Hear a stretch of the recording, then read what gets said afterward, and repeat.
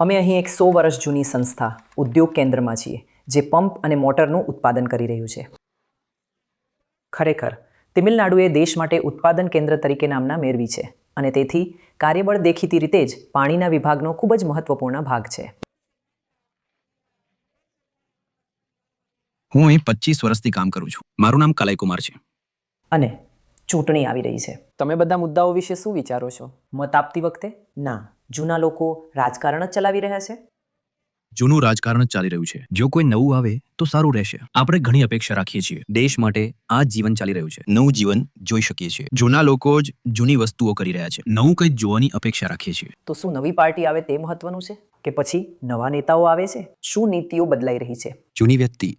જૂની વ્યક્તિ જઈને નવી વ્યક્તિ આવવી જોઈએ. નવા નેતા આવવા જોઈએ. બસ એટલું જ. યુવાન હોવા જોઈએ. પરિવર્તન જોઈએ. તેઓ 5 વર્ષ રહ્યા. એવી રીતે વારાફરતી ચાલતું જ રહે છે. હવે જ્યારે આવે છે ત્યારે એવી આશા છે કે તેઓ બદલાઈ ગયા હશે. તો જો પરિવર્તન જોઈતું હોય તો સીમાન જેવા માણસને અત્યાર સુધી તક નથી મળી. શું તમને લાગે છે કે તેમને આપવી જોઈએ? શું તમને લાગે છે કે વિજય જેવા માણસને આપવી જોઈએ? વિજય જેવા માણસને આપી શકાય. પણ તેમના નિયમો, તે આવીને પોતે જે નીતિઓ કહે છે તે બધી ખબર છે? તે અમલમાં આવશે કે નહીં એ ખબર નથી. તેઓ કહે છે પણ અમલમાં આવે છે કે નહીં એ ખબર નથી. ચૂંટણીમાં